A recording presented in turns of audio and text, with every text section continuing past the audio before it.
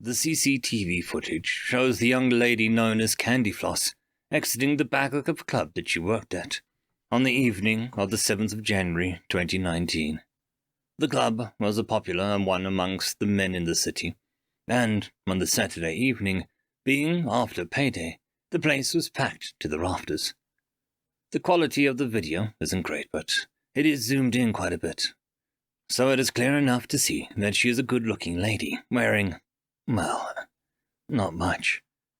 And you can see her lean against the dumpster full of boxes and mannequins, light a cigarette, and take a long drink from a beer bottle.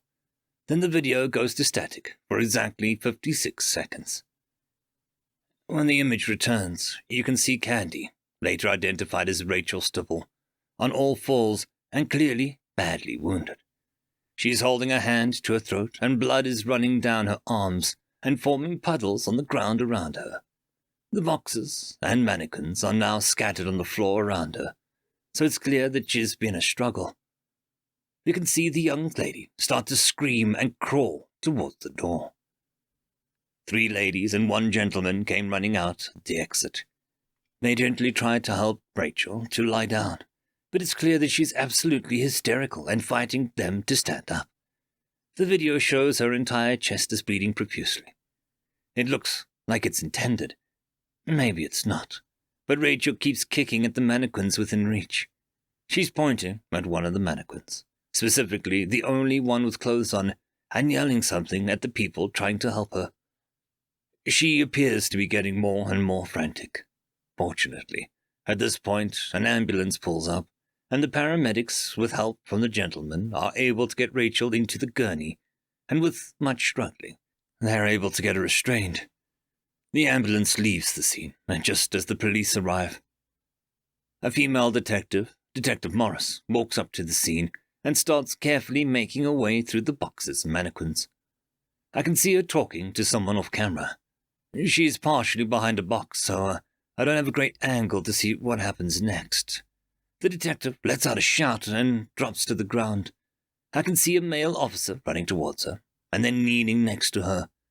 It is clear the female detective is in pain and quite frightened, looking around her, seemingly looking for something, or someone.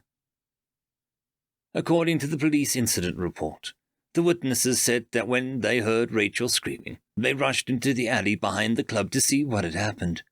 What they found was a severely injured Rachel screaming that one of the mannequins had attacked her. Police had indeed found that one of the mannequins had shattered fingers, with sharp edges covered in blood. It was as though the assailant might have used the mannequin's shattered hands as a weapon.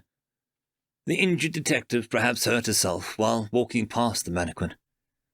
The witnesses said the boxes and mannequins had been in the dumpster earlier that night, and they didn't know why or how the dumpster had been emptied, as the items moved were very heavy. They would probably have been too heavy for Rachel to move, but the assailant or assailants could have had the strength to pull them out of the dumpster. For what purpose? The police didn't know.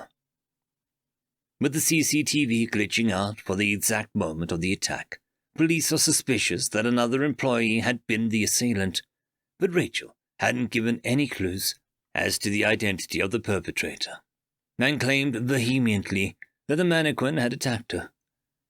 It is also possible that a patron of the club had followed her outside and attacked her, but we would have surely seen this on camera, as they would have had to mess with the camera before the attack. Smokers are social, so maybe the assailant had used the guise of needing a lighter or matches to light the cigarette. Sadly, Rachel Stubble was declared dead on arrival when she arrived at the hospital. The autopsy report leaves me with more questions than answers. There are numerous stab marks covering Rachel Stubble's body, with the majority of them being at her neck and chest. The total number of stab wounds and scratches was 847. The item used to create the injuries had a sharp edge, but was jagged, unlike a knife, for instance, or even a serrated knife. What is truly unusual is that some of the marks around Rachel's neck show someone had attempted to strangle her, but one of the hand marks was missing some of the fingers. I'm sure that fact will help the police single out the perpetrator once they have suspects. What leaves me puzzled is that 847 stab wounds were inflicted in 56 seconds. This does not make sense to me, and I can only think that the assailant had used an object with multiple points capable of stabbing through the skin. Or perhaps there were multiple attackers. The second related incident report was with regards to the female detective being injured on duty. Per the medical report, she had received a deep laceration across the Achilles tendon. The cut had nicked the tendon, but not completely severed it. This cut, as with the wounds Rachel received, was jagged and not a clean cut. It has not yet been determined if there has been any permanent damage. There is a third report that took a bit of digging to find. Once the female officer had been taken away by ambulance, two male detectives made their way to where their colleague had been injured at the scene of the crime. They hoped that if they found what had injured their fellow officer, they might find the weapon used on Rachel. Detective Fowler was scanning through the scene, marking out items for the crime scene team to photograph and bag as evidence, when he heard noises coming from behind the dumpster. The detective drew his gun and carefully made his way towards the sounds. He called out for the person hiding to come out. After no response, he thought that perhaps an animal was making strange noises. On the CCTV footage, I can see Detective Ma, the second detective at the scene, making his way around the dumpster to the opposite side. After an exchange of signals, the detectives quickly pull the dumpster away from the wall. The detectives look at each other and holster their weapons. Detective Ma pulled a mannequin out from behind the dumpster. The mannequin was in really bad condition compared to the others, full of cracks and missing several fingers.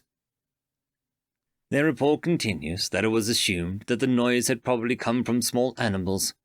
The detectives reported that this mannequin had blood on its hands, especially around there where the two missing fingers. So the detectives laid the mannequin down and marked points of interest for photos and fingerprinting. This appears to be the mannequin that still had its clothes on. No weapons were found on the scene.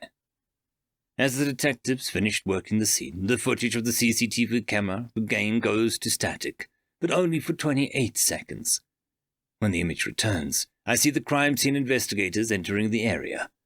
What is strange is that someone or something has moved the mannequin, as it now lays on its side in a manner that I would describe as inappropriate and provocative. I suppose, being in an alley behind that type of club, someone must have thought it was funny to move the mannequin to that position.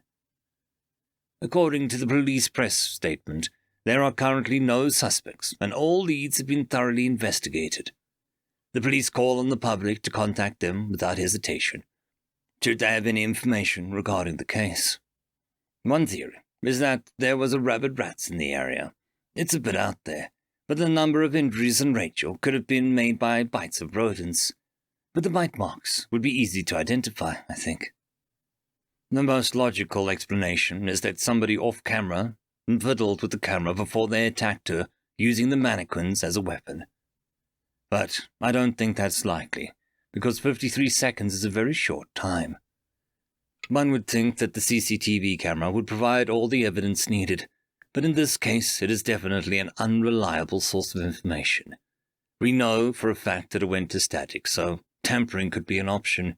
So it could have been tampered with at any point, and not just with static, unless there was just a hardware issue with the camera, which I find fortuitous and very unlucky for Rachel. I don't know what to think with this case, but it is definitely something interesting. This is Secrets, Crime, and the Paranormal signing out.